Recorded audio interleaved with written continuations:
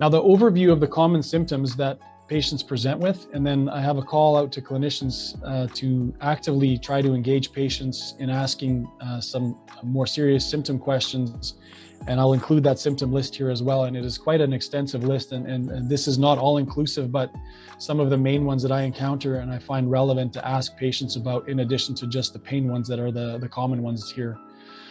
So the common symptoms related to atlantoaxial instability that we'll encounter would include neck pain, shoulder pain, jaw pain, occipital headaches, migraine headaches, tinnitus, either on one or both sides, tenderness at the base of the skull, dizziness, vertigo, nausea, difficulty with concentration, photophobia, phonophobia, blurred or double vision, and fatigue. So some of the more vague symptoms that patients generally will not relay themselves and should probably be inquired about by the clinician relate to more of the neurological manifestations of atlantoaxial instability.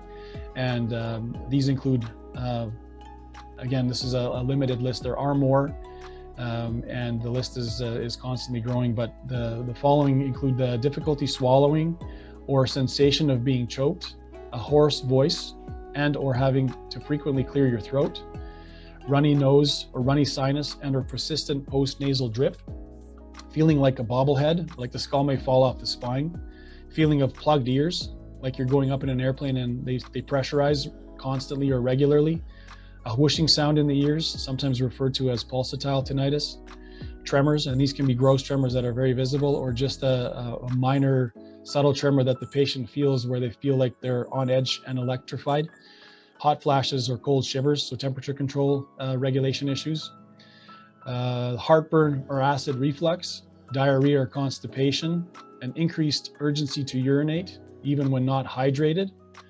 orthostatic intolerance, fainting, weakness of the limbs, heart palpitations, shortness of breath, excessive sweating, irritability or being quickly angered, Lhermitte signs, so electric shocks, and these could be in the extremities, in the torso, or even in the head.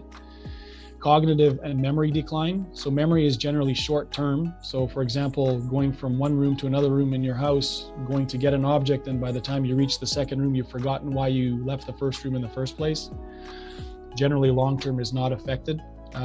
Clumsiness and or fine motor control difficulties. So doing up buttons on a shirt, tying up shoelaces, penmanship, so how you write, becoming more messy, and feeling of coming down with a severe flu, but yet feeling better in 1 or 2 days, as opposed to it progressing into a flu.